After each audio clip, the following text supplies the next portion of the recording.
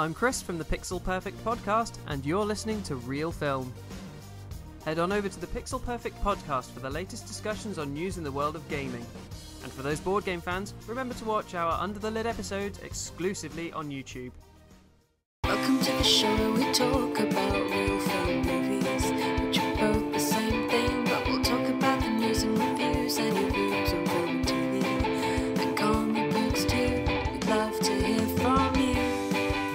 We hope you enjoy it too. So subscribe to Real Film Podcasts and Reviews. Hey everyone, and welcome back to another episode of the Real Film Podcast. In this 24th episode, I'm joined by co-host Rob. Hello.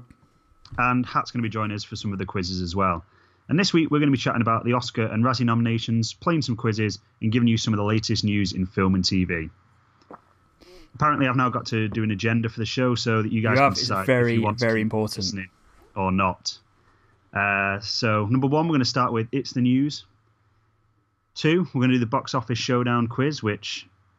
Have we started that last week? The week before? Yeah, we did start last week. Last week. It's so then popular, we're going to talk about... critically acclaimed quiz. It is, actually. I've got some feedback that the people enjoyed the quizzes, so... Oh, yeah. Always a good sign, yeah. Number 3, we're going to do the trailer of the week. Number 4, we're going to do some reviews of films that are out there at the moment. Then we're going to talk about our main topic of the day, which, as I said, is the Oscar and Razzie nominations. Then we're going to go on to the legendary one-star Amazon review quiz. Long-time listener, Paul's favourite. Veteran of the podcast, isn't it? Yeah. The then we're going to go. Then the IMDB trivia quiz is back after a little hiatus.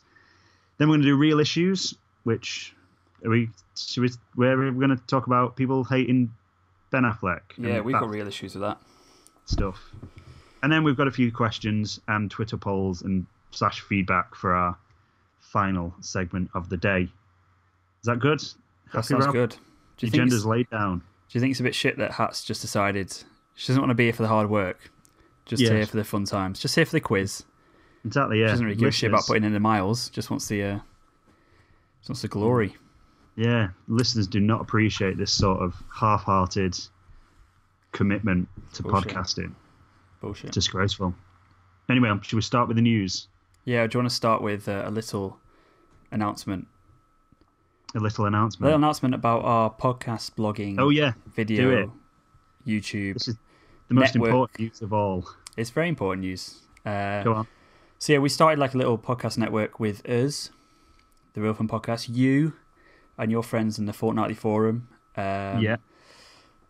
The new video game podcast, which I'm also a part of, called Pixel Perfect Podcast. I'll link all the stuff below. And then also a podcast that Hat does, which is not yet released, called Grow Some Ovaries, which is all about being a feminist, but not like a Nazi feminist, like an actual rational feminist, like a quality feminist. Yeah, like what it actually means. But yeah. Yeah. So yeah, I'll link all the stuff below, and we've got like a main, or we will have like a main page for the whole network. It's called There's a Podcast for That Media. Basically, it's like an umbrella. It's not a company, network for all the stuff. All the stuff that we're sort of involved in, and really it's just to kind of help each other out and get each other listening to different stuff, and so yeah, that's happening. Hopefully, if you've liked any of the stuff we've done, you'll go onto the main site, see something else you like, click on broaden that. your horizons. Yeah, be a multi-layered person. You can like films, but you can also appreciate debates about feminism. You can like more than one thing. Yeah, get some politics in your life. Yeah, I was about to say getting some politics with the Fortnightly forum, but we spent the last episode laughing at how funny it was to call Donald Trump Moth Boy instead of Donald Trump. So it's immature. Entirely. Yeah, if you want real hard-hitting politics, then maybe go there.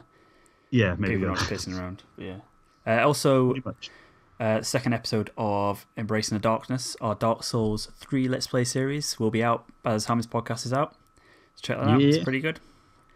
Matt dies a lot. I die a lot. I die a lot all the time, yeah. And in real life, I'm going to be doing... Well, by the time this episode's up, there'll be a Titanfall 2 video review on our YouTube page as well, done by me. And hopefully a Dishonored 2 and Uncharted 4 ones to follow, as well as some of the other video content that I've been promising since the new year, but I'm only just getting time to actually do. But, it'll be there and it'll be good. Yeah. Just fun things coming your way, so keep an eye out. Should we move on to the actual news now that people want to hear about? Yeah. What's been going on in the news? What's been going on in the movie news? Well, that actor you like's done another thing. There's a few more reboots and a sequel too. And that other guy got caught with some cocaine. It's the news. The main big bit of news that I think everybody's been waiting for a long, long time is that I've finally finished reading The Martian. Have you? Yeah, I finished Mind it. blown. It's done. Got through it all. It was great. Really enjoyable. Really Good funny book. book. Yeah, That's good to know. good adaptation as well to the film. Like the end's a little bit different actually. It's not as dramatic. No, but it's not like as dramatic as the end of the film. But no, that's cool. I'm now reading The Big Short, so lots of film adaptation books. There are books that don't have films based on them, Matt. I know, yeah, but I got a big pile of books for my birthday. And Just that's love the first film one. too much. It's the first one that was on top of the pile, so I just picked it up and started reading. Good Seems stuff. quite good. I'm 3 pages in, so Jolly stay good. tuned. Yeah.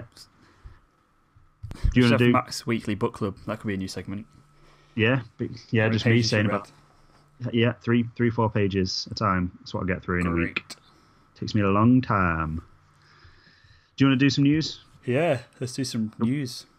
Go on. So this happened a while ago, but we haven't done a podcast for like 2 weeks. But the title of Star Wars Episode 8 is The Last Jedi, Ooh. which is Do you like this it's something, isn't it? It's a thing. Something It's words. It is. It's It words is. in context.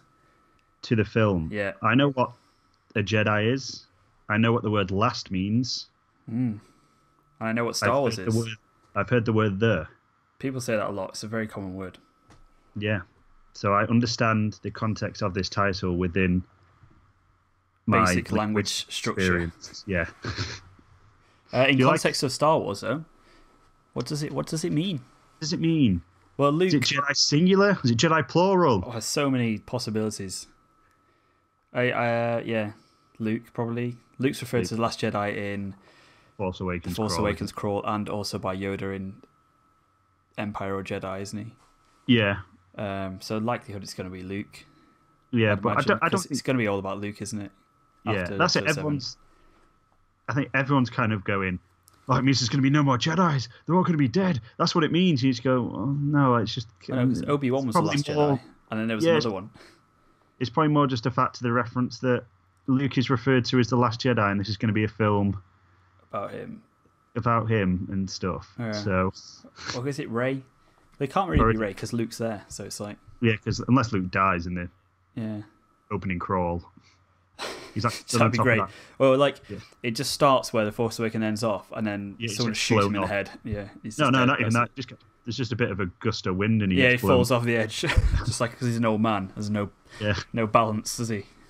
just oh god, he's dead. No, he doesn't even do that. Just like that weird. You know that face in the Logan trailer that Patrick Stewart does when the car's like spinning round, and he Oh, just yeah. looks like a really frightened old man. Just does that face where he just knows his demise is coming. It's over. He He's falls dead. off the cliff. Yeah. That'd be good. More or less excited now. The titles here, Equally, no, maybe more because I'm like, there's going to be a lot of Luke now. unless he dies. Which is what we in the wanted. opening Yeah, sequence. true. Maybe Yeah. he won't now though. Maybe he'll have to have some of Carrie Fisher's lines. Responsibilities. Yeah, I'd imagine. Yeah, maybe. Yeah. Who knows? Who knows? Interesting though. Probably Good Ryan it's got it. Johnson probably knows. Probably, yeah. Kathleen probably, Kennedy, she probably knows. yeah. Mark Hamill, probably. Yeah, I imagine. Probably. Yeah. But no, that's cool. Good news. Cool title. 'Cause- Trailer soon, probably then, if that's. Yeah. I would imagine. Yeah. I mean, we've not had a poster yet, have we? Probably a poster, then a trailer. Probably. No, we'll have a get- poster. We'll have a teaser for the poster, then we'll have a teaser for the teaser trailer, Yeah. and a Then teaser the teaser trailer, trailer. and then an actual teaser trailer. And then an actual poster. Yeah. Something like that. But no, that's cool. It seems to be quite a coherent title. It's hardly The Phantom Menace, so, you know. Yeah. What do you reckon episode 9 is going to be called? It at least makes sense within. Yeah.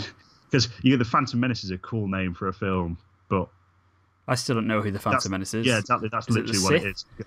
The Phantom Menace is a like you go, oh, that sounds mint. Like, who's the Phantom Menace going to be? Mint bad guy. And then I you think when go I was a through- kid, I thought Darth Maul was called Phantom Menace or something. Yeah. So did I. But Here's the Phantom Menace. Here he is. Last Jedi is a cool name, so we can all get on board behind that. I think I've not heard anyone dislike the title. No, so. it's decent. It's red as well. That's significant for some reason. Yeah. So I've Because heard. it's different. Don't know how that makes it significant, but it's different, which is... Red is the symbol of violence. Yeah. Or love. Coincidence? Probably. Who knows? No one knows. Anyway, should we move on to our next bit of news? Yeah. And this is that Bryan Singer is still doing films. X-Men. Bryan Singer's still No. allowed to have any sort of creative input on things to do with X-Men. Yeah, and this is that he's executive producing and I think he's directing the pilot of whatever this new X-Men TV show is. But not that I know anything about it, but... So this is not Legion, though. Legion is a different this is X-Men TV series. Yeah, this is a different X-Men TV series, I'm pretty sure. And I just think you've done your bit, Brian. You know, you made good superhero films when good superhero films weren't getting made. You did your bit. I made half-decent superhero films. You made some half-decent superhero films. Days of Future Past was good. Apocalypse, still not seen it, but... It's shite. crap. It's dog shite. Just hang up your boots and go and direct something else. But he seems to have still got drawn back into the X-Men universe. Maybe no one. And they're acting like they kind of act like they need him there as a Kevin Feige sort of overseer role. But you just go, well, the X-Men universe makes no sense, so you don't need someone that's overseeing the continuity because there is zero continuity. So whoever's overseeing that is not doing their job. Yeah, it's not very good. So I'm not really sure why that is. I mean, he's had some success in TV. You know, he executive produced House, which was pretty good TV series. Went for 8 seasons, so maybe he knows what he's doing. But yeah, I just think he's an interesting director. Like, have you seen The Usual Suspects? Which was no, I mean to watch it for ages. Actually, I really like that film. It's a really good film, and you kind of go, he's been so bogged down in X-Men for the past 2 decades. Maybe no one will have him anymore. You just think, just do something else, Brian. Just go and, surely you've got other stories you want to tell other than X-Men stories. But there you go. That could be bad. It could be all right. It'll probably be average, won't it? It'll probably be Flash Arrow style shite quality. Yeah, I'm guessing. It'll probably be something be like. What else has Bryan Singer actually done? I'm going to Google him now. Apart from X-Men. Why are you Googling him? Should I move on? Move on, yeah. For me, this was like devastating news that Ben Affleck, who we're going to talk a bit more about later on, who Oscar winner director has decided to step down from directing the Batman. And shall I read out some quotes? Read out some quotes. Should I do it in my best Boston accent? Yeah. I can't do a Boston accent. Don't do it. This is my impression of Ben Affleck. There are certain characters who hold a special place in the hearts of millions. Performing this role demands focus, passion, and the very best performance I can give. It has become clear that I cannot do both jobs to the level they require. Together with the studio, I have decided to find a partner in a director who will collaborate with me on this massive film. I am still in this and we are making it, but we are currently looking for a director. I remain extremely committed to this project and look forward to bringing this to life for fans around the world.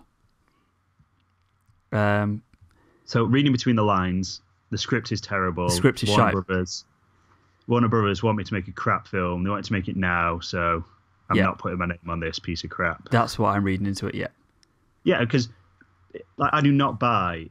I can't commit to writing, directing, and starring in this film. Because he's done that before. Yeah. To very good quality. You know, Argo won Best Picture, and he, directed and starred in that film. He did it in Live by Night, which, it's not amazing, but it's still a good film. And it isn't like Batman's a complex character, yeah, but it's not a character that requires you to constantly be in the zone of that character. Yeah, you don't have to method it, do you? It's not like it's not like Heath Ledger's Joker. you don't have like a full ledger, do you?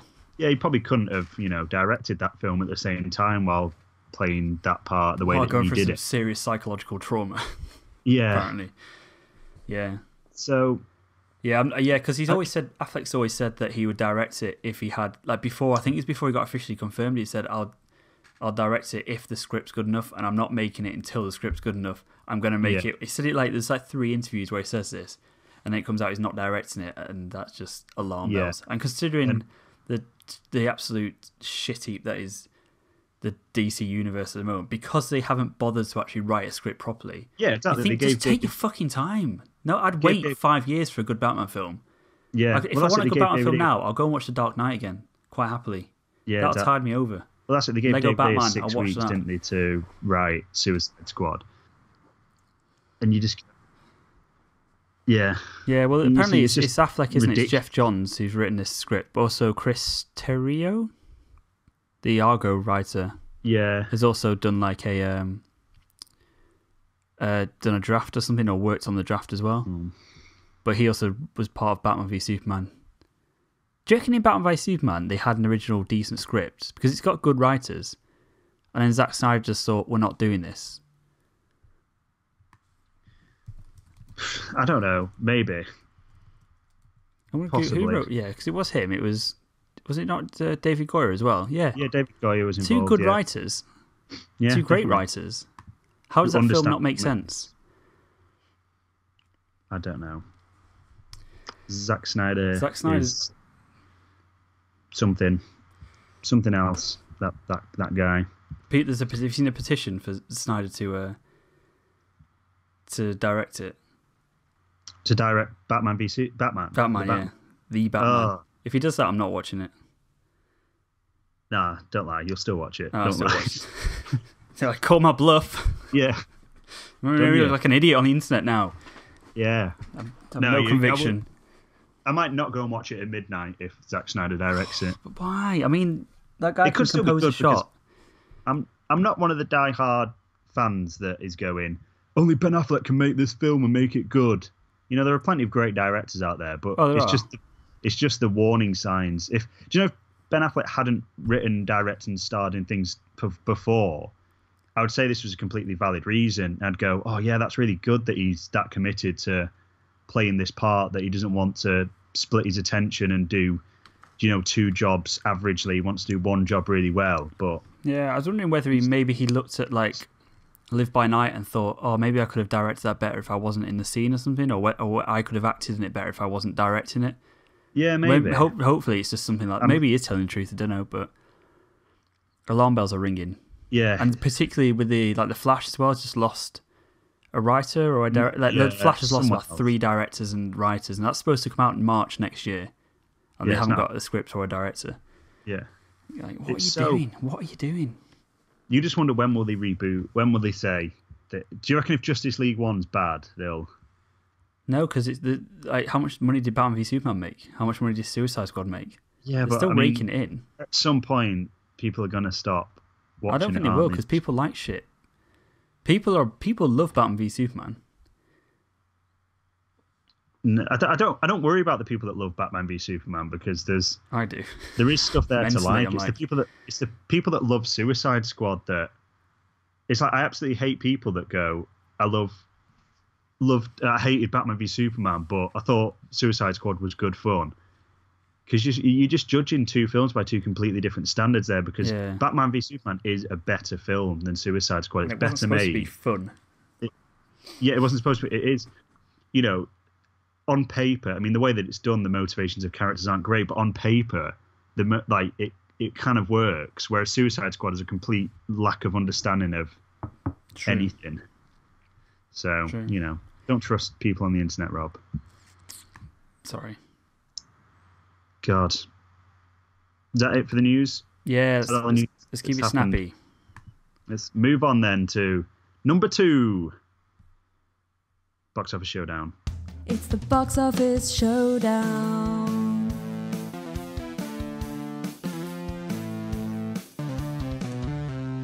So this is a segment in which you two have to guess how much money a film has earned this week, and the closest to the answer wins the prize, the big prize. What do you get? Of my respect.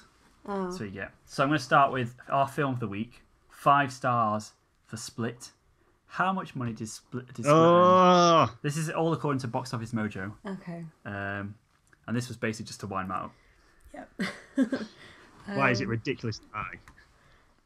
Who wants to go first? Who went first last time? You won last time, didn't you, Matt? I think Matt went first Yeah. last time. So do you want to? You can choose. Okay, Matt can choose. You can choose whether you want to go first. Can I or have second. Matt go first, please? Matt, I'll go first. This is in a week. How much is made? Yes, this is like Are you saying? Friday to this Thursday.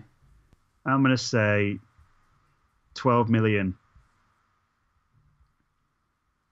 Maybe. No, can I?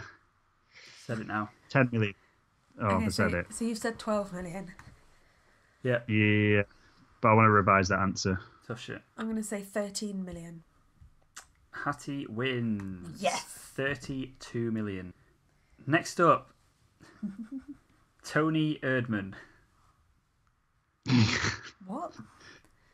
Is Hat going first for this one? Yeah, you have to go first on this one. 500,000. 20,000. You have to do some maths now. Matt is Yeah. closest. 150,000. 150,000. Wait, what? 1 all. Matt One said, all. what did Matt? That's What did close. Matt say? Matt said like 20,000. So I'm right, 80,000 off. Okay, yeah. You're 100,000 off. Thanks. XXX, Return of Vin Diesel. I actually kind of want to see this. He's back, baby. Just from Gav Murphy's. Is it Gav Murphy? Yeah, Gav- we're not yeah. talking about that now. Oh, okay. Just because of his description of the first 20 minutes. Yeah, continue. I'm going first. Yeah.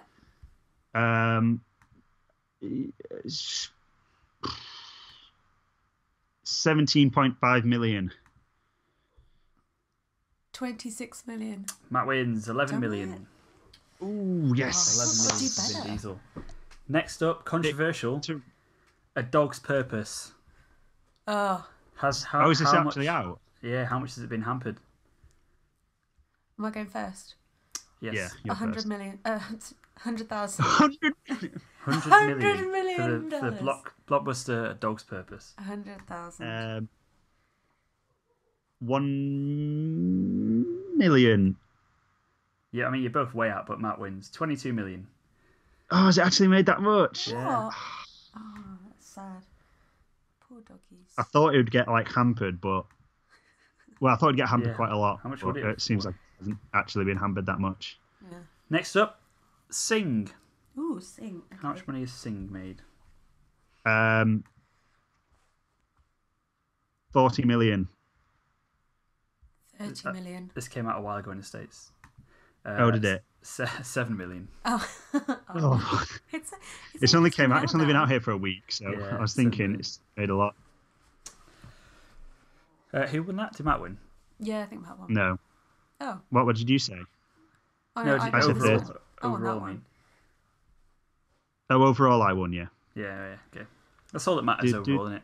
So I just. Consolation Overall, yeah. marks don't matter. I've lost and lost. You've lost both quizzes, yeah. Yeah. You came Yeah, just you- for the quizzes, and you've lost both of them.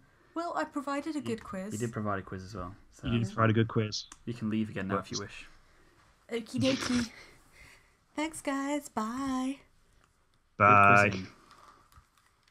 That was the Box Office Showdown. Well done to the winner, whoever it was. Let's move on to number 3, trailer of the week. That's good, that wasn't it? Seamless. Yeah, well done. No one noticed. No one noticed. Insert name here. Yeah. So the trailer of the week this week is Beauty and the Beast. Oh, what I know you you're a could big do fan of- is Oh. go back and then just really obviously edit in the name of the winner. Yeah, do it. Oh, you're the one editing it, so you can. Yeah, I do know, it. but go back and start it again and say that was, Oh, okay. and yeah. then say both names, but like a computer, and I can edit Oh. them in. No, had that. Me, yeah. No, move on. Too much effort, Rob. I don't think you've got. You made a You've farce. not got the edit. You've not got the editing chops. That's the problem. It was supposed to be bad. That's why it'd be funny. I'll edit. Anyway, trailer of the week, Rob. Trailer of the week. Trailer of the week.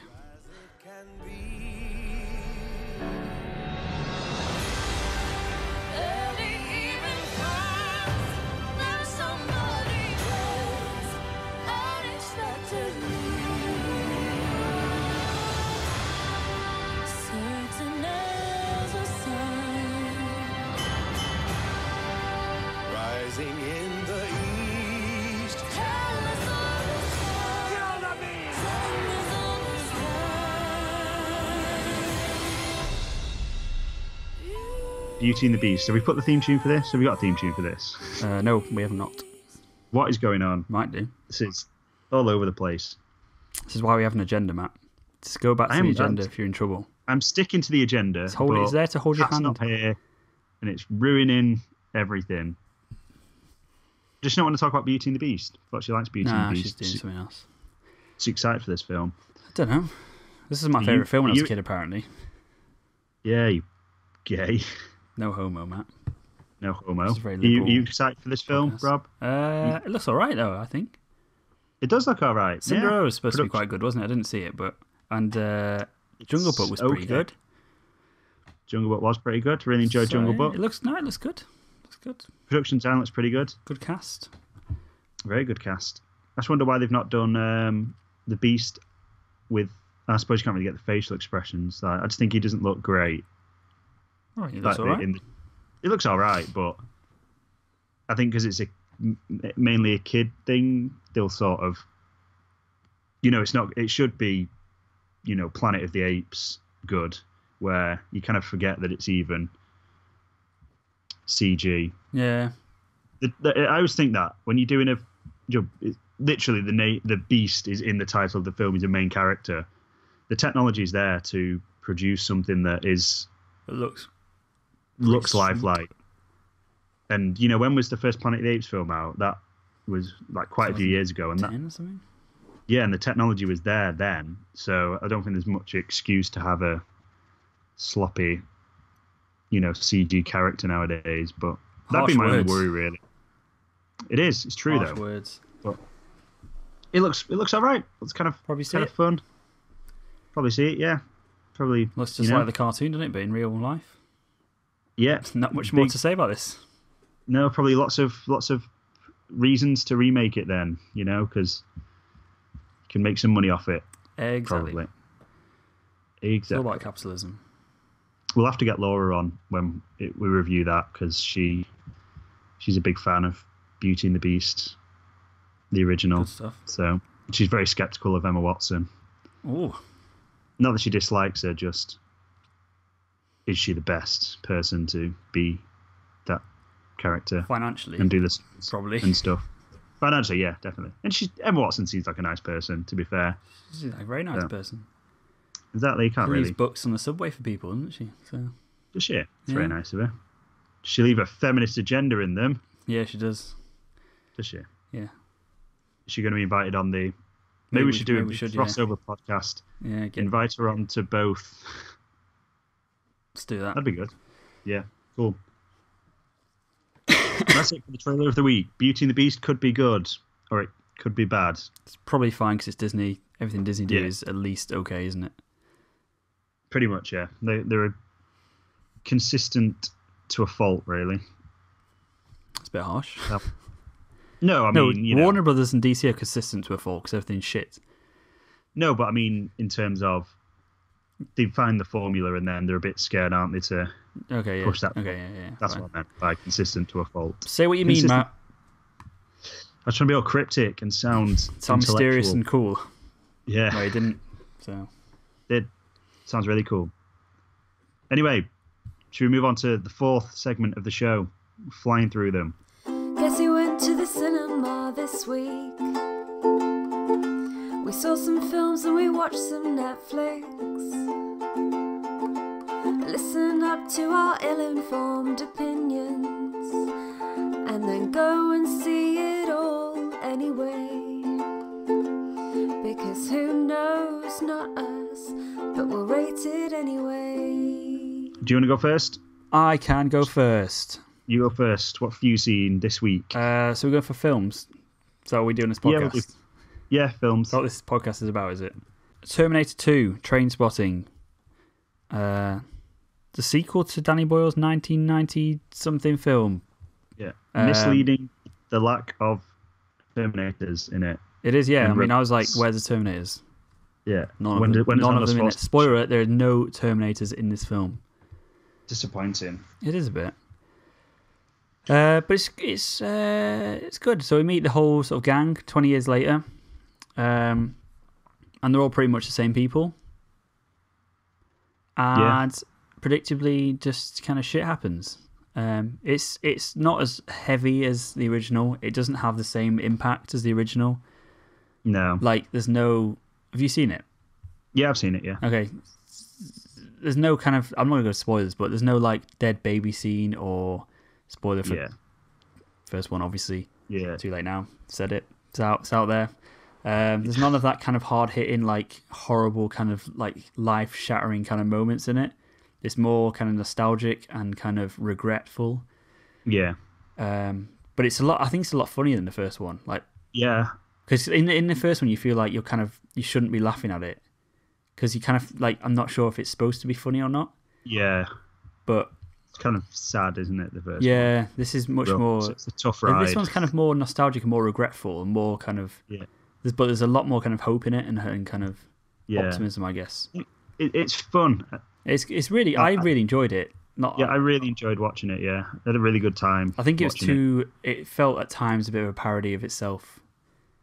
I think that was kind of the point, though, wasn't it? Yeah, but I don't know whether that was... There's too many things that are a bit on the nose for me. Like, there's one cameo role where it's just like, you've just shoehorned that in, like, and it's really bad. That really jarred me.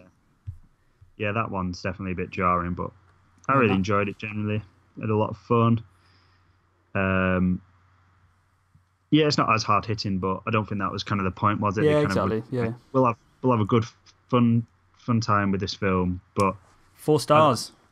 Definitely, yeah. I can imagine people trying to come and watch this though who haven't seen the original, and it would just make like, if you haven't seen the original, this film must be crap. Oh, it must make no sense because you don't know any of the characters, you don't know any of the relationships, you don't know any of the past events, and it must just... But, like, working at the cinema, I've seen quite a lot of people come up and ask me what it's about, and then I've said, have you seen the first one? They go, no, and then they've still gone to try and watch it, and I've been like, you're not going to understand any of it, but if you want to... There's no trains in it, or Terminators. That is cool. Exactly, yeah. So. Who What knows? have you seen this week, Matthew? Well, not this week. Sorry, a couple of weeks ago. I saw the M. Night Shyamalan film, Split. You loved it, didn't you? 5 stars. Film of the year, do you reckon? Film of the year already. Everyone's loving it. All the critics loving it. People are loving it. So twisty and edgy. Balls, better than La La Land. Better than Manchester by the Sea, even though I've still not seen it. Did you see that? No. Split is pile of poo. Big pile of poo-poo. Steaming. Real bad. Fresh. Out of the anus. Real dumb. Oh, it's so stupid. It's one of the dumbest things I've seen in ages. But I think it's dumber because it tries to be clever. Because you kind of go Fast and Furious. Fast and Furious is dumb, but it knows what it is. It's not trying to be clever. It knows it's shit. It knows that it's a bit crap. Whereas this was trying to be super clever, and I spotted every single twist and turn and plot point come in about 20 minutes before any of the other characters did. And it's all just so obvious and kind of like insulting to people with mental illness as well. Like anyone who doesn't know this is the film about, it's James McAvoy's character who has like a split personality disorder, and he has 23 personalities inside of him, but somehow he can control them and decide which one is in charge at each time. Then surely you just pick the one that's the most sane. Yeah, but they are still fighting a little bit. For some reason, there's one personality that can get control and then give the light, as they call it, to the other ones, but it's like one that's a kid, and it tries to pass... Like, I'm got no problem with supernatural stuff at all. It's just the fact it tries to play it off as science, and you just go, well, it's not science, is it? Sure. Because... Yeah, I'm not big... I can't say I'm a big M. Night Shyamalan No, I'm not. And A it's twist just, for the sake of twist just feels like if you can see yourself being set up for a twist, and that's not good storytelling. That's just so. No, it isn't. And there's three girls that get kidnapped by McAvoy's character, and you don't know anything about any of them, so you don't care about them. You just think they are just cliched teenage girls, and then there's these like really contrived reasons why they have to like start taking their clothes off and stuff, and it gets real creepy. Bloody pervert. But not in a this is a horror thriller film creepy sort of way. This is really odd. Like why are you doing this? This isn't serving a purpose to the story at all. And it's just so dumb. Like everything there's the rules are set up and then suddenly they change because it's convenient for them to change for the film, and the film wouldn't continue if they'd stuck by the same rules that they had at the beginning. So That's it's just good, it's really dumb. I don't know how anyone could dumb. like. Do you know when people like stuff but you don't particularly like it, but you can say, I get why people enjoy that. It's not my thing, but I get it. This I just don't understand. Like cocaine. Yeah. I'm like, probably not going to just try like- it, but if you like it, that's probably alright, isn't it? Yeah, it's like it's a terribly made film, terribly written. The dialogue's awful. The foreshadowing is horrendous, and it's just crap basically. So 5 stars then for Split. yeah, don't waste your money. Listen to me. Don't listen to any of the critics because they're all wrong. Good. You watched anything else this week? I have watched something else. I watched Mel Gibson's latest, Watched. Hacksaw Ridge. Me too. We Did you both enjoy watched it. Hacksaw Ridge? It's good. I found so it's about the Christian who goes to war despite being a conscientious objector. Conscientious objector, yeah. Which means he doesn't want to even touch a gun, despite the fact that touching a gun doesn't kill anyone. Guns don't kill people. Guns are inanimate objects. They're not morally wrong or right. They're inanimate objects. That really annoyed me. But it's about this guy who goes to war, doesn't want to kill people, he just wants to save lives, which is fair enough. Very nice. I think I struggled with the main character because he's very arrogant, very selfish, very self-centered. Because and not in his actions, but in like his beliefs. Yeah. Like for him to go to war without a gun is actually putting people in danger. I know people on his side in danger because he can't defend them. And I wish they'd kind of explored that in the film, because there's no point in the film where he is like forced to make a decision, really, to kind of question his faith. There's a bit where he touches a gun to use it as a stretcher. And I'm like, big deal, he's touched a gun, he's picked up an inanimate object. And there's also, he has like these weird arbitrary rules where he can't just shoot like a couple of targets. Yeah, just to get through the process. It's like, you can touch it. What's shooting a target doing? Use some like logic. Yeah. I know it's based on a real guy who probably said this, but I just find that guy a bit of a prick. Yeah, like a self-righteous kind of self-appointed kind of Jesus figure, and I find that really unlikable in people. I know he did great deeds, and that's great, but I find that kind of appointed messiah complex to be quite like grating. And at no point in it does he question himself at all. And the points where he is questioned about it, like the guys who like beat him up and stuff and question him about it and say you'd been a dickhead, come across as the bad guys. They don't have like a rational argument. They're just saying, oh, you need to carry a gun, I'm going to beat you up now because you're not on our team. It's like, why isn't this explored more in this film? It could be a lot more interesting, I think. But yeah, there's one little bit where they're forced to retreat from Hacksaw, and he's on top on his own, where he does start to he questions it for like 5 seconds. Yeah, if that. Because he is there going, like, what do you want from me? He says something about silence as well. It's like, it's almost an identical line to one he has in Silence, where it's like, I pray to you, but all I hear is silence. And then he hears someone screaming and he runs off. I'm sure it's almost word for word the same line. It's weird. Yeah. And then he hears someone shouting medic, and then that's when he decides, all right, that's what I'm going to do. But again, like, he's not even forced to go to war. He chooses to go to war. Yeah. Which I find kind of weird. Like, surely you can just not, if you're that against it, why would you be a part of it? Yeah, but that's it, isn't he? Wants to, it is strange. He wants to help his. If, but again, it's all based on a real person, so you can't argue with the script if it's based on a real person. That's what I mean. Yeah, you can't argue. I just find him totally irrational, which irritated me to no end. But it's really nice. It's really well done. Like the fight scenes are incredible. Like the war scenes are so well shot. It's really incredible. But yeah, definitely the second third is the best part of the film. Because up until there, you just kind of go in. This is kind of a generic-y film. I get who everyone is. Get why everyone's doing what they're doing. You either agree or you disagree with Desmond on his moral stance, but it's kind of average until the fight scenes start. But I was like felt like quite affected by that fight scene actually, and it's one of the it does get overly sentimental and glorified towards the end with we're the Americans, they're the Japanese, we're the good guys, they're the bad guys. But I think the first battle sequence actually did a really good job of going. Obviously it's a story about Americans, so you're always going to feel a bit more inclined towards them. But I think, you see the Americans like setting alight Japanese soldiers and stuff, and it's all kind of horrible. So in that first battle sequence, I think it does do this. And, Desmond does save a couple of Japanese soldiers as well who, are dying on the battlefield. So you kind of go, oh, this isn't.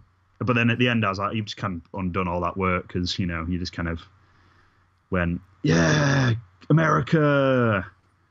But I still really say this. No, it's a really good film. That's why I gave it 4 stars. I'd probably give it 3. I'd probably give it 4 stars, to be honest. That middle battle was like incredible, one of the best. But it wasn't just because it was cool action, because the action wasn't that cool because it was just horrible. But it's like effective. It was very effective. Brutal. It's so brutal. At one point, I kind of like wanted it to end because I felt like uncomfortable. Yeah. Watch. I was like, this is quite like harrowing actually, because you just think, and this is just like a depiction of it. Imagine what it was actually like. Yeah, it's good. Cool. It's a good. I did just wish they'd kind of taken a bit more liberty and just made his character slightly less like sure of himself. From a dramatic sense, it would have made it a bit better, but a bit more interesting. Yeah, that he questions himself and questions his religion and everything would have been a better dramatic story. Anyway, yeah, definitely. Yeah. You've seen one other thing, haven't you? I have, Matt. How did you know that? Because it's written on the agenda. It's on the agenda. I see. The agenda works. Keeps us on track, on topic. I saw Moonlight, which I went into completely blind. I had no idea what this film was about. I just heard it was good. Cottonmouth from Luke Cage is in it. It's about a guy, and I don't want to say much about it because I feel like you kind of need to go in it blind, because it's one of those films where there's not an awful lot of plot. It's more of like a character study. So kind of if you know the plot, I think it kind of gives away a bit of what's going to happen. I know not a lot happens. It's not really about what happens, but if you kind of give it away, it kind of does take a bit away from the film. But it's about this guy, Chiron, I think is how you say it. And he is played by 3 different actors at different stages of his life. And it's about him growing up in like a rough neighborhood in Miami. And he's got an abusive mum who's Naomi Harris, who's really, really good in it. He gets kind of taken under the wing of a drug dealer who's... what's his name? I can't say his name. It's the guy who plays Cottonmouth in Luke Cage. Yeah, I know who it is. Everyone knows who he is. Google him. He's only in it for a short period of time, but he's really, really good. Or not, he's not got a lot of screen time. He's really good. And all the guys who play the main character all kind of have the same traits throughout their life. And it's really so well acted, really well written. I can kind of see why people might not like it because it's quite. Again, there's not a lot of kind of tension in it. There's just kind of this guy just living his life and like what happens to him. But I'm going to write my review, which I'll say more in. I'll leave it at that for time. I'd probably get 4 stars, I think. I'll leave it at that. Cool. But definitely go in blind, check it out. If you're into that sort of stuff. I can see why people might not like it, though. It's not a film for the masses, is it? No, it's not. No, it's not. Do you know what it's... No. I don't know. I don't want to ruin. No, don't ruin it. No. Don't. Just let people. I think if you're into films and you're into, the Oscar season films, then you'll go and watch it. And if not, then. Yeah. But should we move on anyway to our main topic of this podcast? Yeah. We putting a theme tune in? Don't know. Possibly. Something. Do the Oscars have a theme I tune? don't know. They must have to, like at the start of the show. Think start so. of the brook. I know. Find it out. My mother John and Gordon. Matt's mother, the most beautiful women here. My dad at the right over party. there. And Jack said hi to you. And All right. who else? John Gordon from Miramax. John Gordon. Chris Moore produced Chris the Moore. movie. We live in a time where we have a man sending us to war for fictitious reasons, whether it's the fictition of duct tape or the fictitious of orange alerts. We are against this war, Mr. Bush. Shame on you, Mr. Bush. Shame on you. And anytime you've got the Pope and the Dixie Chicks against you, your time is up. So with it being the height of awards season, we're going to talk about the Oscar nominations today and also the Razzie nominations, which famously happened the day after the Oscars. But we'll start with the awards for the best films of the year, shall we? Rob can't answer because he's stood up doing something. There you go. Answer now. Yes. Yes, indeed. Do you have the list up in front of you? I do not. Get it up. This Oh. is poor preparation on your part. I thought you were guiding the podcast. I'm guiding the podcast, but it's nice to have a visual reference for yourself. And All if right. anything jumps to mind for you, then you can, look at that. But on the Oscars website, and the first one there is actor in a leading role. So we'll start with that, shall we? I know who your nomination goes for here. Casey Affleck. Yes. It's your favourite of the year. I Good did to see watch. as we. I did watch Captain Fantastic again, and I would quite like Vigo to win it because I really like Vigo. He goes awesome. And Casey Affleck And he doesn't goes full frontal. exactly. Casey Affleck doesn't get his dick out, does he? So that's all I'm that- saying. Only real men do that. Exactly. Andrew Garfield doesn't get his dick out. Ryan Gosling No. does not get his dick out. Denzel Washington Unfortunately. doesn't get his dick out. Do you know that So- though? You've not seen Fences yet. You could do. Pretty sure it might do. Yeah, true, it might do. Might- I apologise, Denzel Washington, if you do get your dick out. If you did, yeah. Do you reckon it'll go to Ryan Gosling though for La La Land with the way that the hype's been going? Like this film has just been ramping up like constantly. It's like a boulder, innit? It's Yeah. just snowballing. Just snowballing. Yes, gaining momentum. So I'd wouldn't be quite like Vigo. Yeah. I think I think don't Casey Ryan might get Gosling it. deserves it. No, I don't. I don't think think- He definitely deserves to be nominated. He's very good in it, but I don't think it's a particularly stretching role, though, is it? He's No, good in no. it because he's a very charismatic man. yeah, I don't think there's- he's kind of pushed his boundaries, particularly with this, in the same way that No. Casey Affleck did with, or Andrew Yeah. Garfield. Yeah, someone I can't remember your name. Sorry if you listened to this, but on the my review of Hacksaw Ridge said he hoped that Andrew Garfield won it. It's a very good performance, definitely, but I wasn't sat there. I wasn't blown away by it. I don't think. But there you go. Still not seen Fences yet, but I've heard some good things actually about Denzel Washington in that people reckon he might be making a late bid for it. Who's that? I wasn't listening. Denzel Washington for Fences. Right, okay. But as I was with the Golden Globes and the BAFTAs, I'm sad to see that the kid from A Monster Calls hasn't been nominated for anything. Yeah, he was spectacular in that. Yeah, sad times. Really good. Maybe he'll do a Leo and just get it for some shit he does in like 10 years. Yeah. Not that The hopefully. Revenant was shit, So- but you know. No, he's so good in that. Supporting role. Sporting role. Snappy. That guy from Moonlight. Yeah, I Maher. don't want to try and say it. It's just going to go wrong. I think I've already. Yeah. Offended Yeah. people. Yeah. Maher Shala Ali. Mahershala Ali. Yeah. Stop it. He's not. He's not. My only issue with that is he's not in it an awful lot. He's very, very good in it. Yeah, but he's not in it loads. Yeah. I've not actually seen any of the films that have actor in supporting role, so I can't pass judgment, to be fair. Well, I think it's strange that like Dev Patel for supporting actor for Lion, he seems to be the main role in that, but clearly not. Michael Shannon is pretty spectacular in Nocturnal Animals. Yeah. I was quite surprised. I was surprised by that nod, but then when I saw it, I was like, yeah, no, he is excellent in that. I think that other guy, Aaron Taylor Johnson, he was nominated for supporting role. Is that the Golden Globes? Golden Globes, for the yeah, same was, film, yeah. Yeah. I know you liked Lucas Hedges as well. Yeah, he's very good in that. I think he's great. Jeff Bridges is. I don't understand Jeff Bridges, to be honest. He's great because he's Jeff Bridges, but he's not pushing himself in that role. So that's weird for me. People have been loving Hell or High Water though. Like I've listened to a few other podcasts and people have really rated it. So I did rate it. I need to see it again. That's very sad. You need to see it again. I would quite like Lucas Hedges to get that. Yeah, he seems really good from what I've seen. But as I say, I've not seen any of them, so I can't really say. I think it's quite an open category, that actually. There's not one that you're thinking they're going to win it. Yeah. So I think that could go any which way there. Actress in a leading role. I've only seen La La Land, so. Only seen La La Land. Yeah. She'll win it, I think. Or Natalie Portman maybe will win it. Natalie Portman won it for Jackie just because apparently she's very, very good in it. It's a very Oscar Beatty role, isn't it?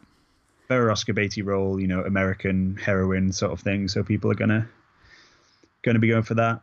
Don't know what Meryl Streep's there because she's Meryl Streep, because I've heard she isn't anything spectacular in Florence Foster Jenkins. I heard she's just consistently good, so I'm not really sure why she's there. Sad to see Amy Adams has not got. That's an absolute joke. A nomination there because I thought absolute joke. Her performance was pretty. I think that's almost as big a snub as Deadpool. Yeah. I thought you were just going to meet that with silence. I was thinking about it. If ever a statement deserves to be met with silence, that was probably met with silence.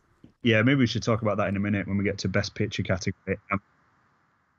And we can get so angry about the fact that Deadpool is not nominated for any Oscars. Oh my god, it's so edgy and cool. So edgy and cool. All those Willy jokes, man. Yeah, dick Remember jokes. That bit where he goes and masturbates with a unicorn teddy bear? Yeah. So funny. So creative. So edgy. Although, to be fair, I just did the whole thing dick jokes, so, maybe.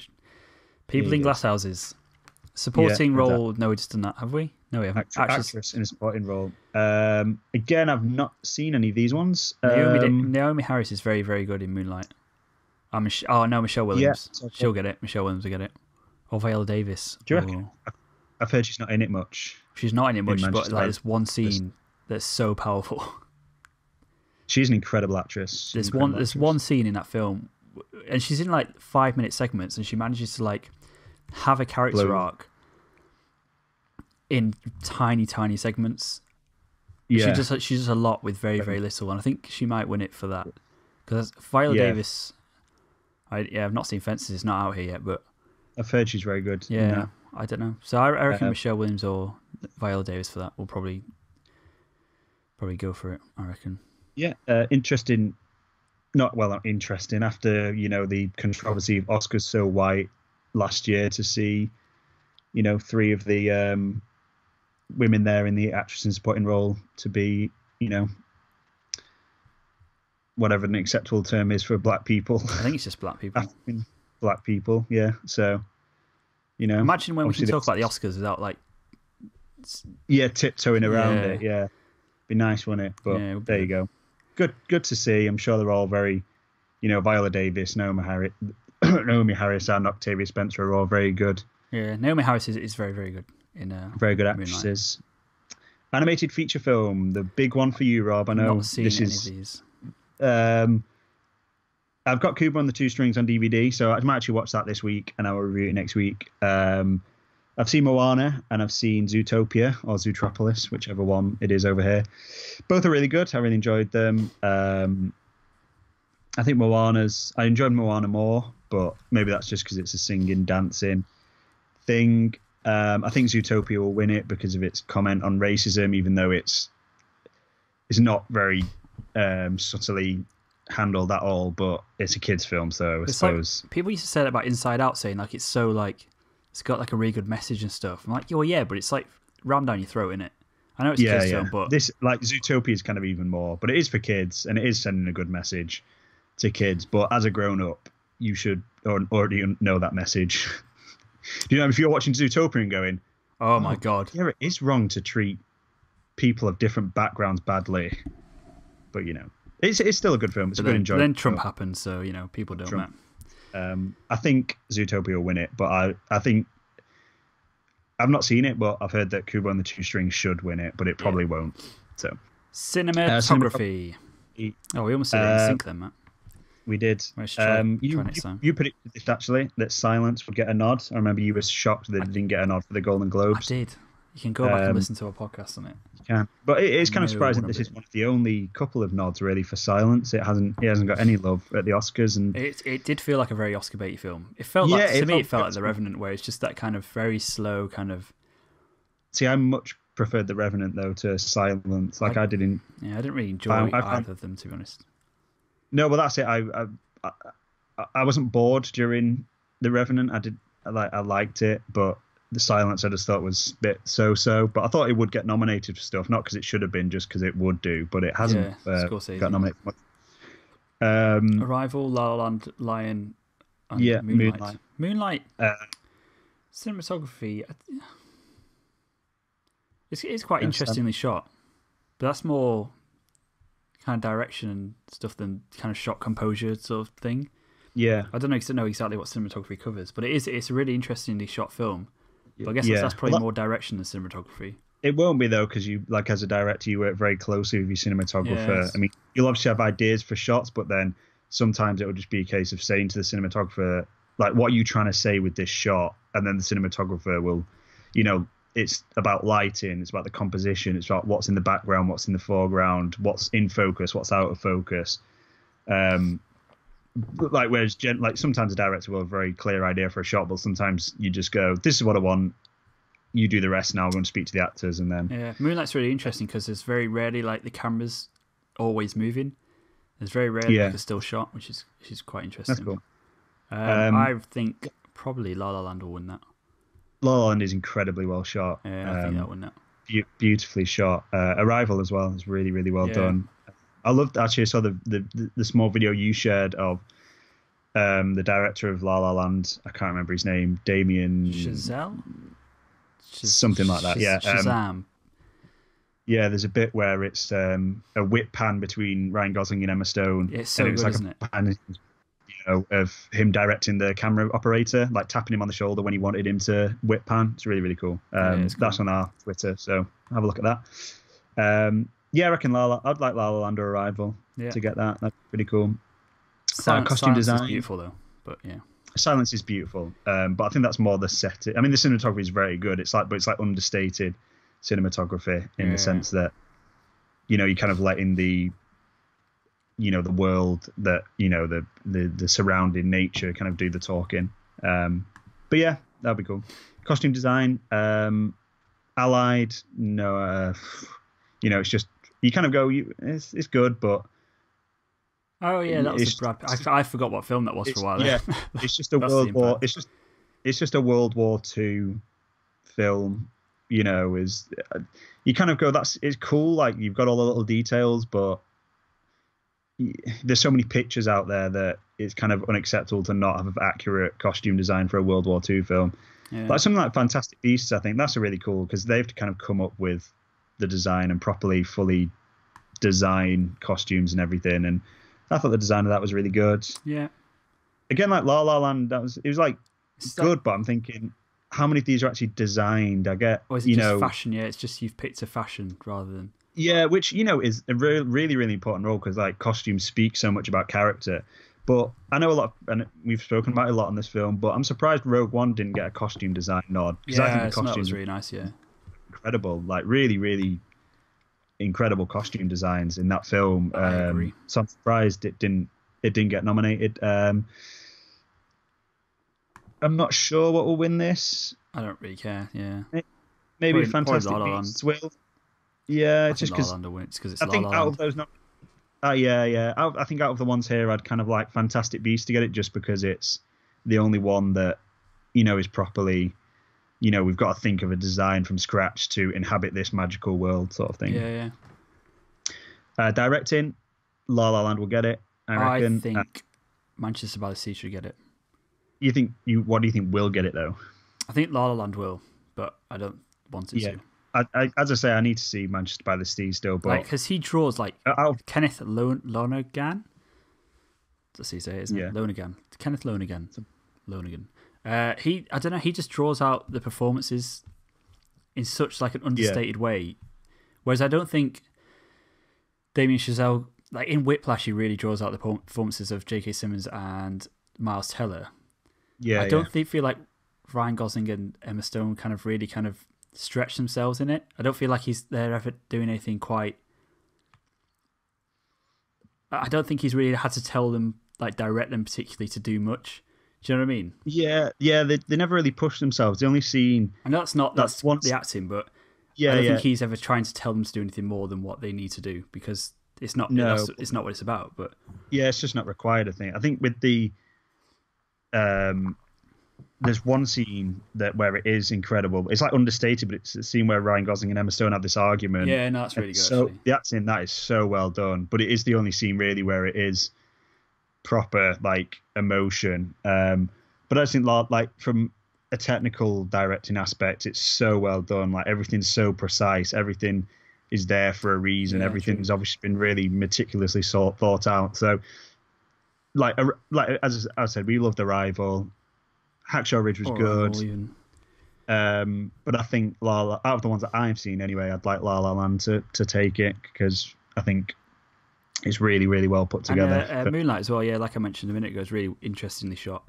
Yeah. It's really nicely directed, actually. So I'd probably rather Manchester by the Sea or Moonlight, to be honest. Yeah. Because I just think they kind of stretched themselves a bit more with the directing rather than La La Land, but whatever. La La Land will win it, though. Yeah. Let's be honest. It's going to win it. Documentary, not seen any of them, so we can't comment. Film editing, I'd love for Arrival to win this, actually. I'd really love for Arrival to win it. I thought the editing for Arrival was incredible. It was so clever, and, not to give any spoilers, but misleading, but in a good way. Not even misleading, just... Not misleading, just sort of guiding and, leading you to assume something without you feeling like you've been cheated when you find out the truth. Yeah, I think that was incredible. But again, La La Land will probably win it. Yeah.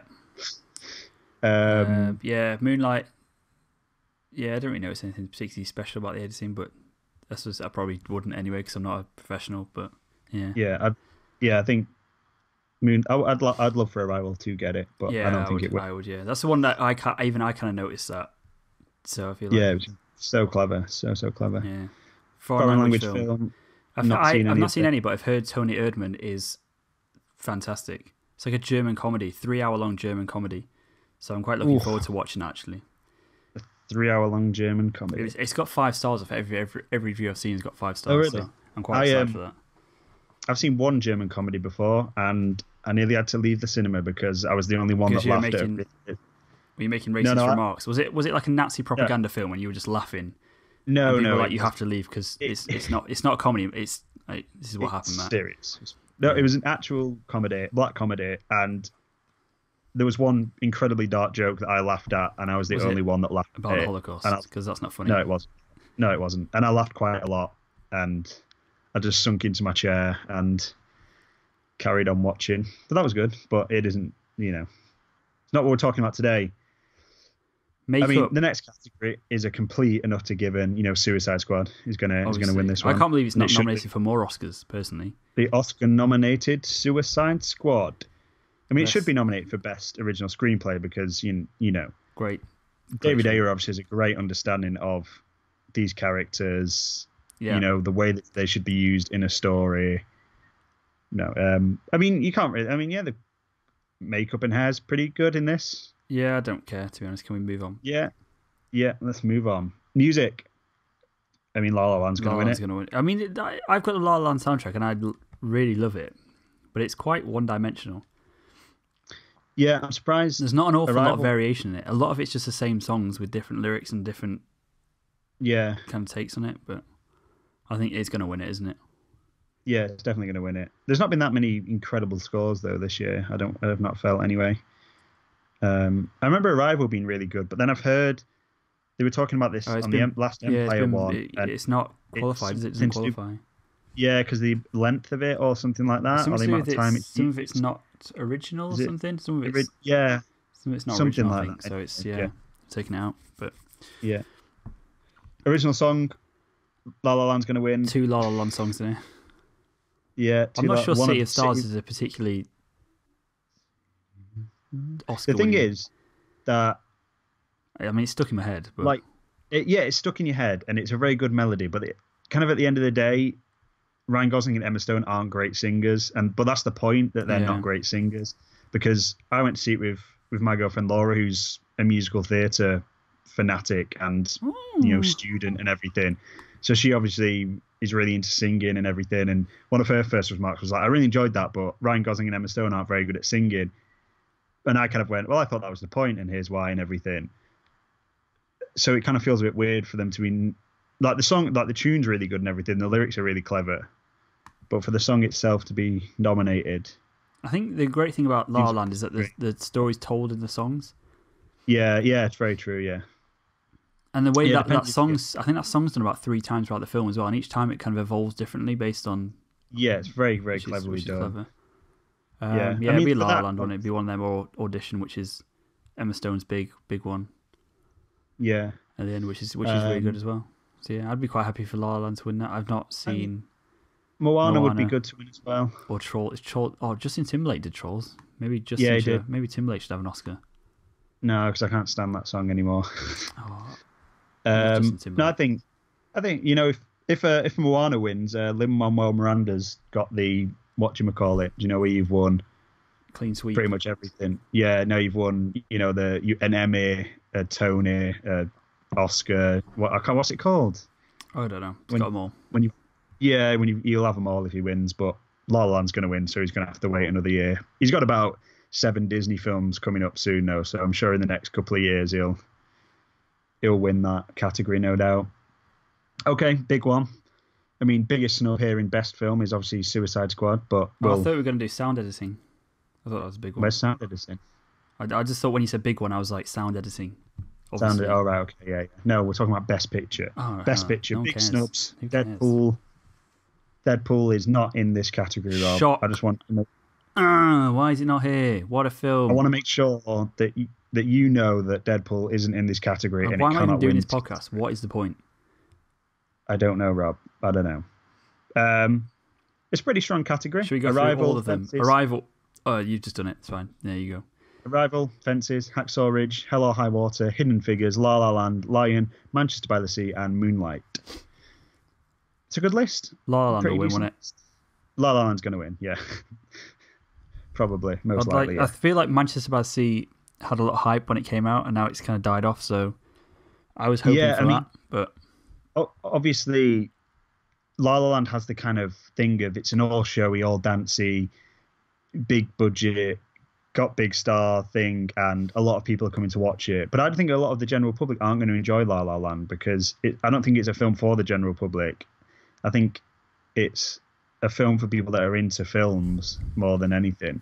Yeah, I've heard the same thing where I've seen like all the film critics are kind of like, oh yeah, it's amazing, it's such a feel good film, it's this, it's that, but then I've spoken to people who don't kind of watch films that often, say like, oh yeah, it's fine, but the musical, I didn't really like the musical numbers, I didn't really sing along with anything. I was like, that's not really the point of the film. But I think that's it. I think it's kind of stumbled into. I feel like the marketing's kind of manipulative.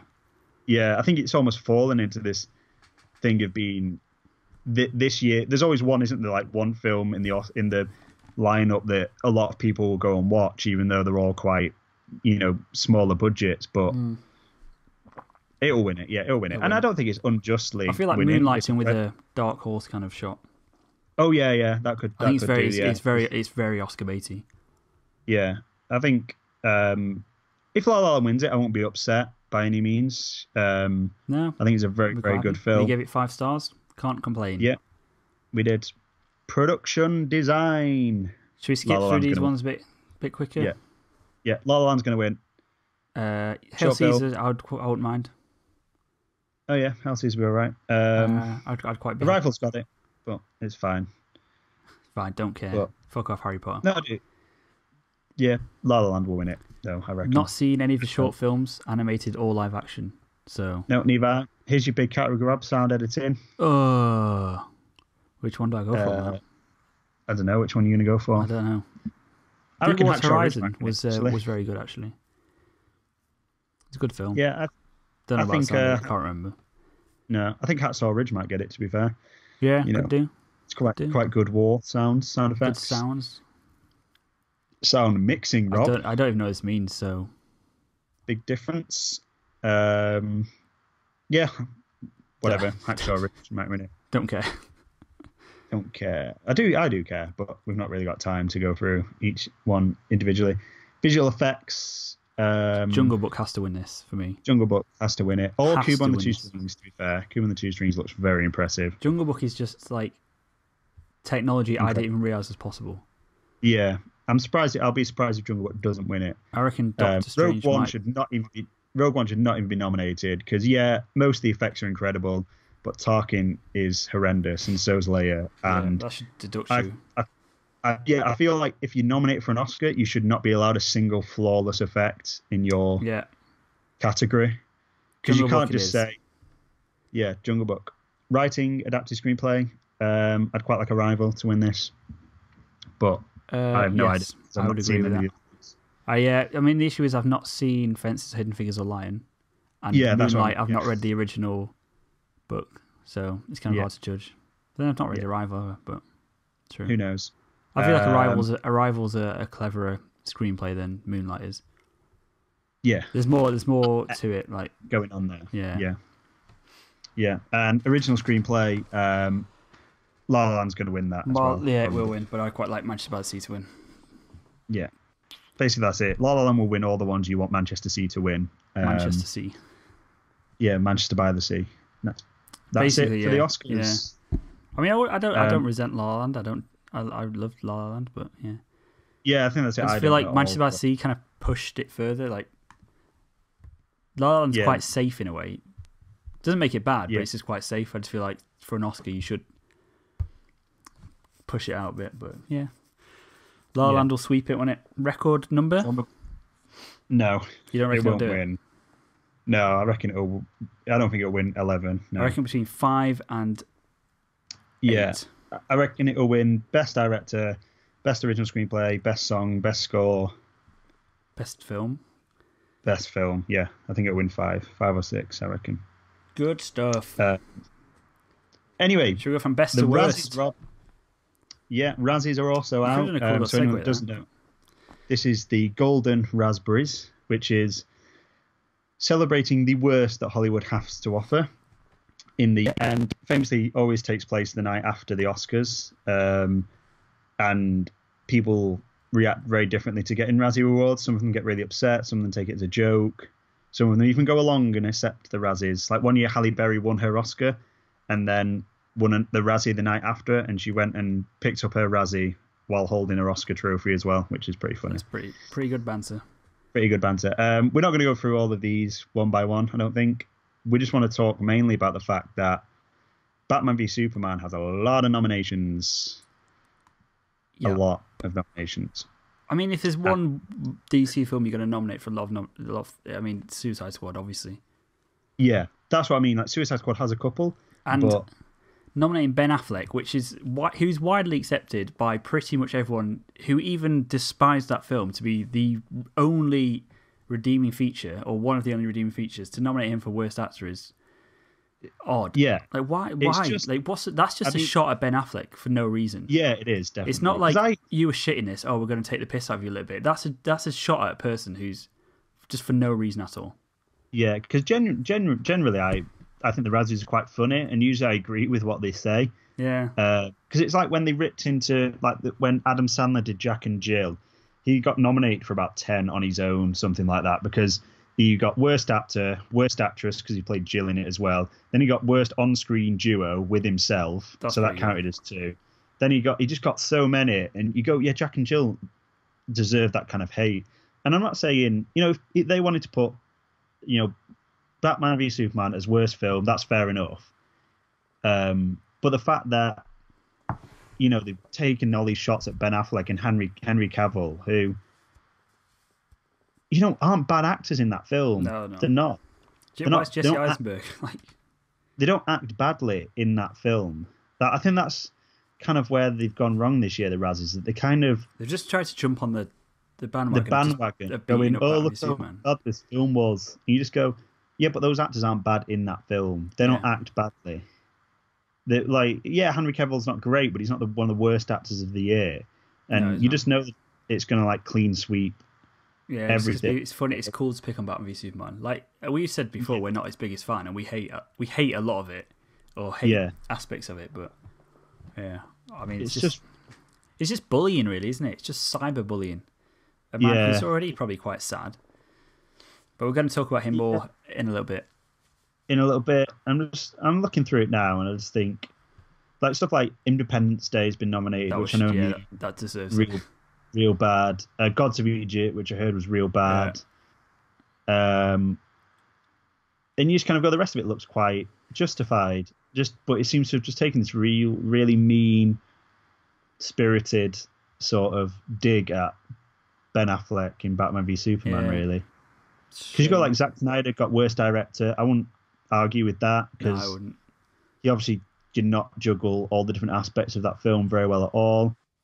But you got worst screen combo like Ben Affleck and Henry Cavill. You just go. They're not even the worst combo in that film, let alone. Yeah, exactly. They weren't the best, but they didn't. They weren't given much to do with it, and I just think they both do exactly what's required of them in that film. Exactly, yeah. And it's also Jesse Eisenberg was nominated for worst supporting actor.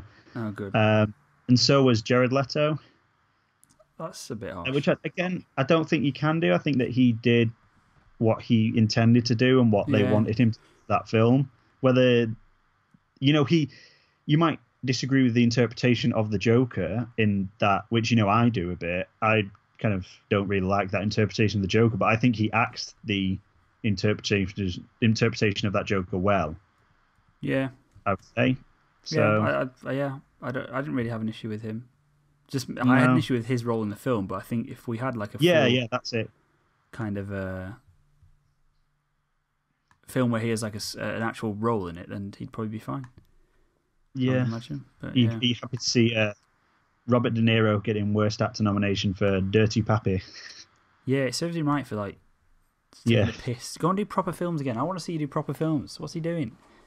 Yeah, calling it in, any lazy Robert De Niro. Yeah, getting a bit of money. Do some funnies and whatever, man. Whatever, man.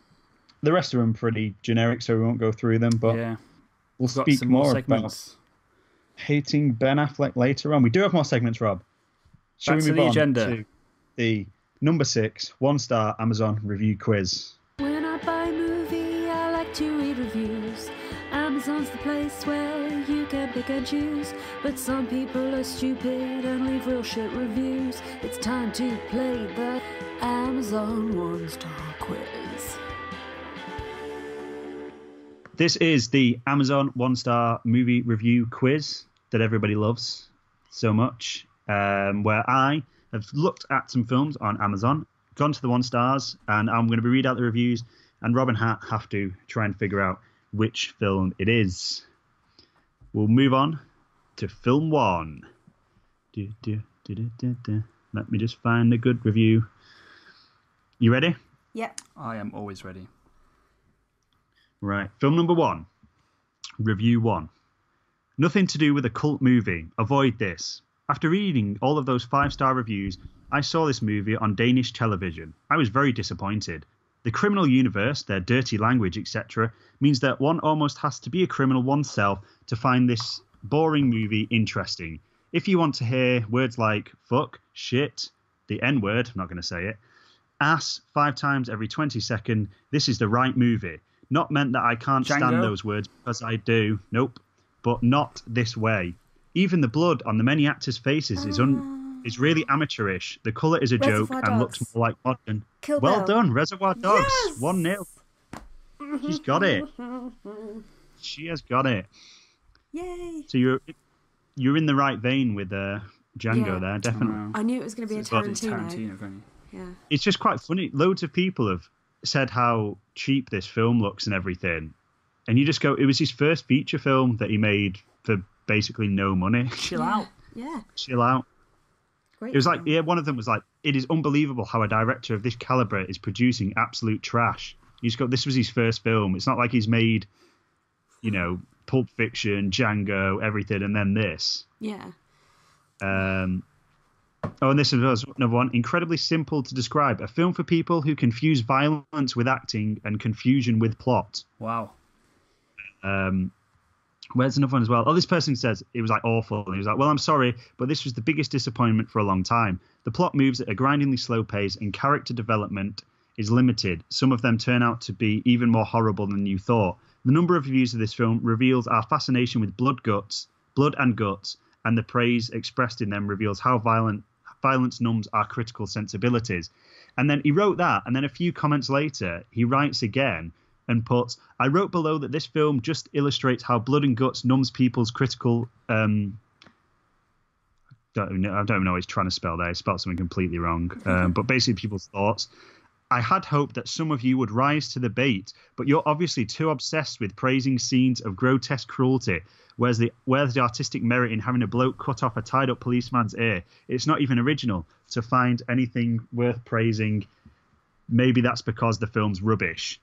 I think you've tried to bait people. That's fine, but no one's gone for your little trolley ways. And then you've written again going, I'm a troll. I'm going to try and troll you again. What's wrong with people? I didn't even hear him come in then. That was creepy. For listeners, my dad just walked in behind Matt and started flipping me off on Flipping Skype. me off. But they grabbed me from behind. So if there's a moment when I get scared, it's probably why. Okay. Keeping it snappy. Okay, sorry. Exciting stuff. Continue. I've got football in 10 minutes. Well, Right. that's not my problem. Number 2. Quite literally, a complete and utter waste of time. The very definition of 2 hours of your life that you'll never get back. Flat, blank, characterless, with nothing of any real, genuine intrigue or purpose. Another example of nothingness masquerading as supposed art. The plot holes are in their masses, but that's not the issue here. The film, plainly, is just boring, pointless, to unbearable levels, and on all fronts, the look on Forrest Whitaker's face throughout says it all. Last King of Scotland. No. None of the characters have any depth. All what? Rogue One. No. All more cardboard than actual cardboard would permit, and everything is narrated with no soul or verb, unintentionally lifeless, dire. There is no feeling or emotional engagement whatsoever. And the film desperately yearns to be dark, meaningful, existential, but there is simply Arrival. no substance to any of it. Arrival. One all. He's got it. Arrival has so many negative reviews. Bullshit. It's What untrue. the fuck? That's an incredible film. People just did obviously not understand it. Yeah. Like this one, dull, tedious, no special effects to speak of, very little plot and no character development, no characters at all, really. And I just think, how are you leading this review? No special effects. That's not the point. But there There's are no loads. CGI explosions. They're This not is wearing. shite. They're not wearing those yellow suits. That's the best special effects ever because you Yeah. can't tell. Exactly. Yeah, you It's can't tell invisible. them. It's perfect. But yeah, I was really saddened by the amount of 1-star reviews for Arrival. Made me quite sad. Yeah, it does. It's Uh, sad. Yeah, people just didn't kind of understand what that film was. But there Next you go. film. Next film, Yes. Decider for the day. Okay. Feeling tense, getting pumped. I can't remember what this last film is. What film have I got? Oh yeah, I remember it now. I remember it. Let me find the first one.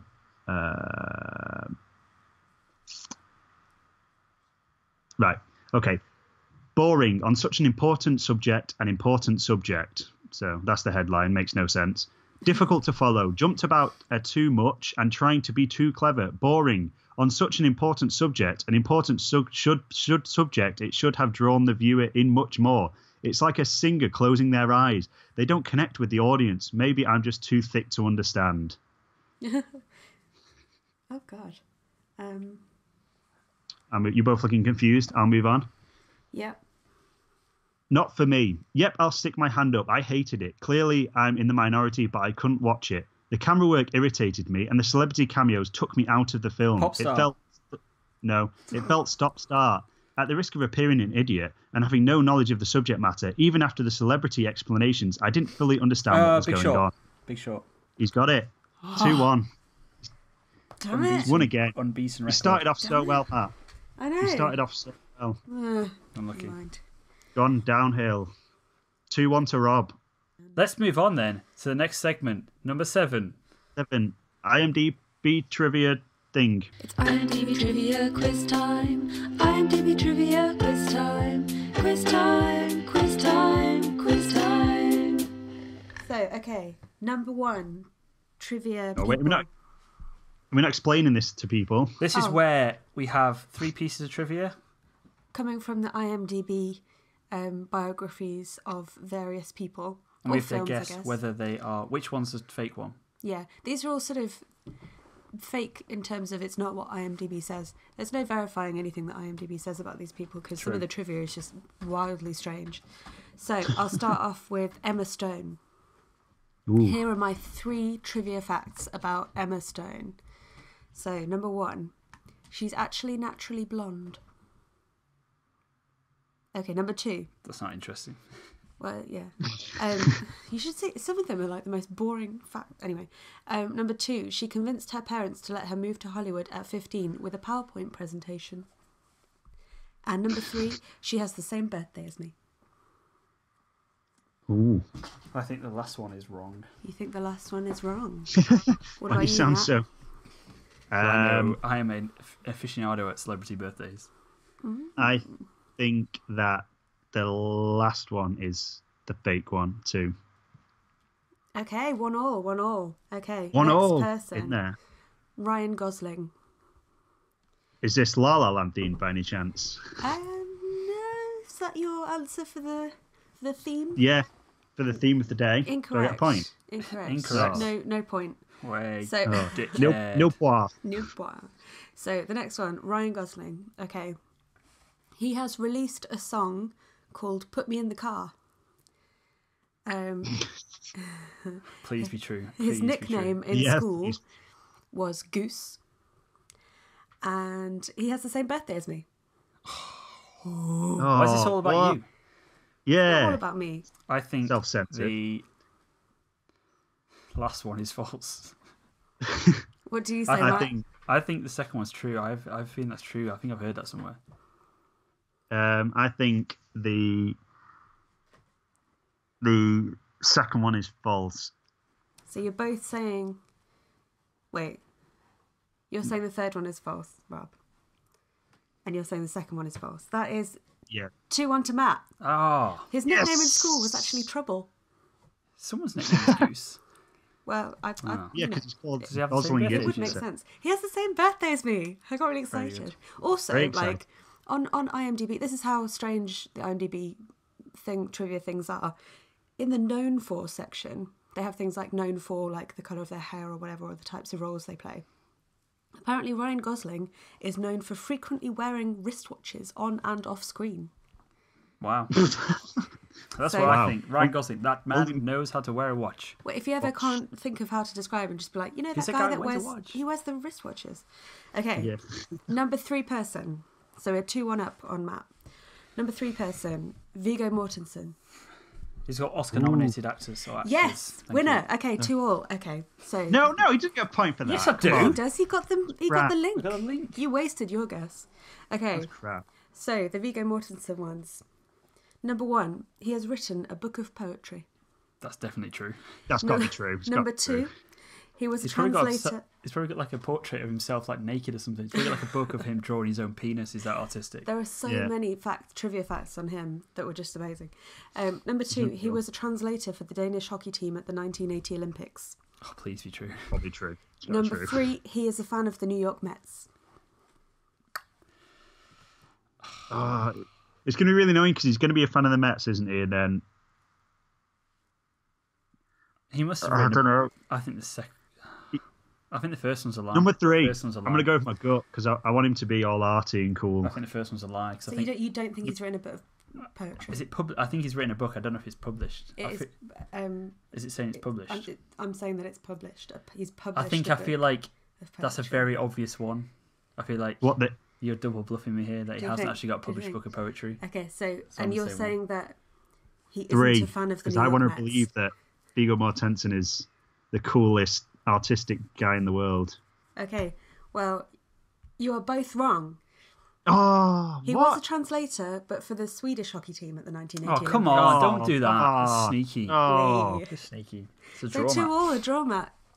Yeah. It's a good result for you, that, Matt. it's not. It's disappointing.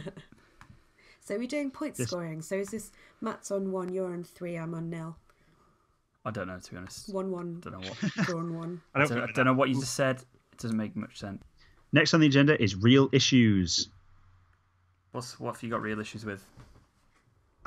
We have real issues with people hating on Ben Affleck, as we kind of spoke about in the Razzie section of our thing.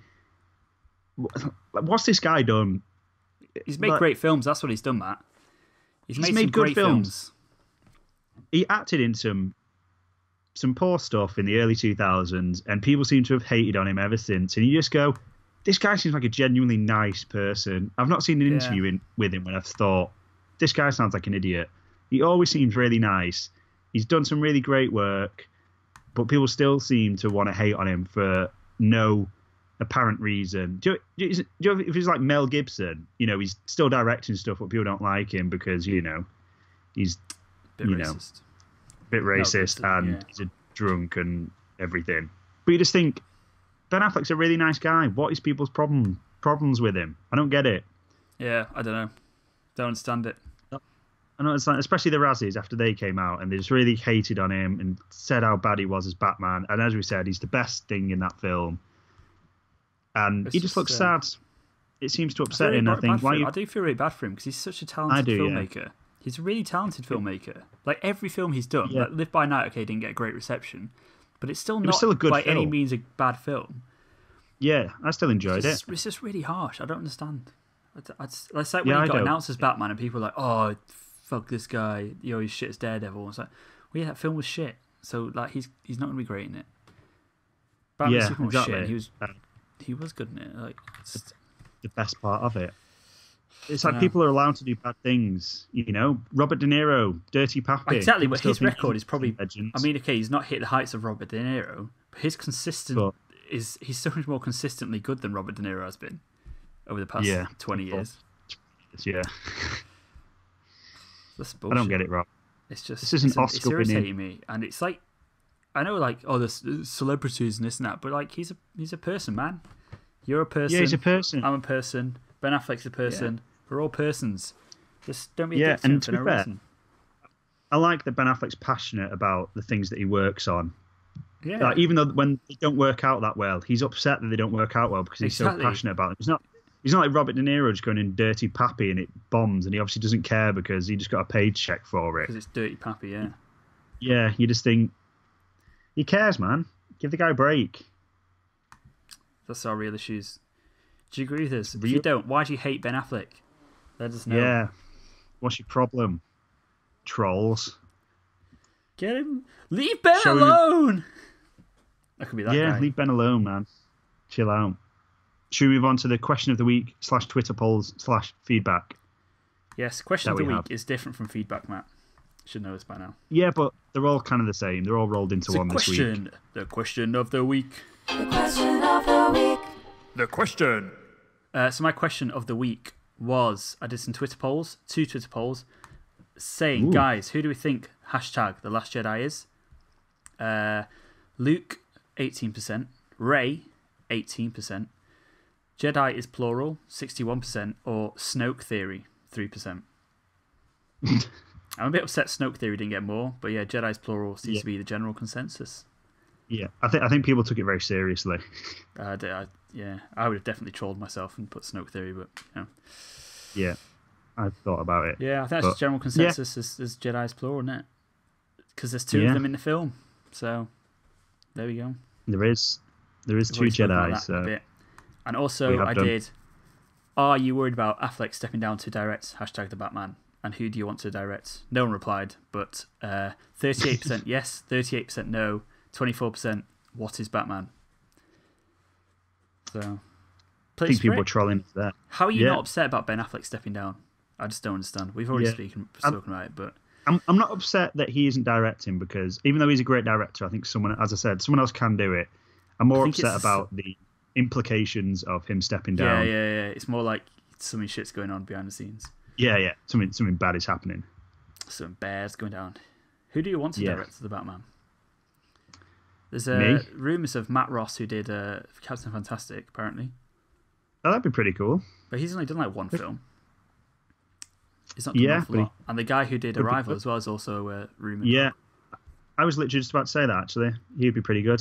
He's done some very great things. A generic action guy. Yeah, because that's it. He did the guy that did Arrival also did Sicario, which was one of my favourite films of 2015. I think he'd be pretty sweet. Be really good. Or George Miller. Yeah. There's some good. That's it. There's some good people out there who can do a good job of it. Just they've got to bring in the right person. Yeah. That was the question of the week. Question of the week. Now it's feedback time. This is agenda item number 10. 10. And I asked on Twitter, basically, what do we think of Batman v Superman and Ben Affleck getting all these Razzies? And 2, general opinions on the Oscars and stuff like that. At Nurse Chatting on Twitter said, BVS theatrical cut deserves what it gets. Ultimate Cut, one of the movies of the year, in our opinion. Sorry, I was reading something. What did you just say? BVS theatrical cut deserves what it gets. Ultimate Cut, one of the movies of the year, in our opinion.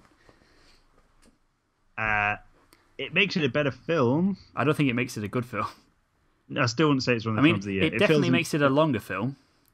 It makes it a longer film, and it fills in a couple of plot holes, but it does by no means atone for the poorness of some of that film. Yeah. At Bash2110 said, I second this. Sucks that it took an extended cut to get there, but loved BVS and think Batfleck is perfect. Yeah. Batfleck is perfect. Apart from in every way. Apart from the murders. Yeah. Yeah, apart from that. At Robbie Diamonds says, so basically I said, does Batman v Superman deserve the stick? And he says, nope, people are going to revisit this movie in years and come to realise how wrong they were. It's like, probably no, you're wrong. You're wrong with that one. Sorry, mate. Leek McMonagle, or at your pally on Twitter, says absolutely not. Didn't deserve all that shit. Or all the Razzies. Again, we said it probably doesn't. It's not the worst film of the year. Yeah. No. I've watched it a couple of times still, so. Yeah, I kind of feel like I'd rather watch it than other films. Yeah, pretty much. Can't think of any, but yeah. Two Honest Guys, BVS was a chore to watch, so yeah, it does deserve those nominations. But Affleck doesn't deserve Worst Actor. I think that's a fair comment. Fair assumption, yeah. Fair analysis. Simple Tom says, no, Affleck and Cavill shouldn't have nominated. Eisenberg definitely. Suicide Squad should have got so much more noms. I think that's what we said. Yeah, pretty much what we said. Yeah, there's a worse film in the same studio. They should have got them all. Yeah. We have a Hulk pod. I think La La Land will do pretty well at the Oscars, which I don't mind. Pretty much our sentiment as well. We've said that. It's going to do well. We don't care because it's good. They also said Ultimate Cut was so much better. I actually really like Affleck as Batman. He doesn't deserve a Razzie. Said I don't get the Ultimate Cut love. I don't think it really does much to the film. I don't get the love for it that people who say it fixes all the holes. I think it fixes a couple of things, but it also makes it ridiculously long. Yeah. So Scott H says, I still say BVS Ultimate Edition works better than Avengers Age of Ultron, but nothing can save Suicide Squad.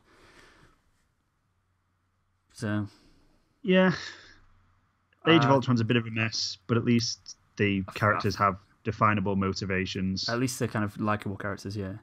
And it's fun. Marcus says, I agree that Flecky was great as Batman.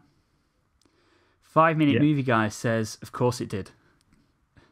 And I said, what about Batfleck? And he says, no, he wasn't bad, though he didn't have a very strong presence for being Batman. Needed more screen time / Batman. Batman. Who's Bruce Batman? That's his last name, Bruce Batman. Bruce Batman. Yeah, it says he needed more screen time and a better script, which, yeah, I totally agree with. Yeah, definitely.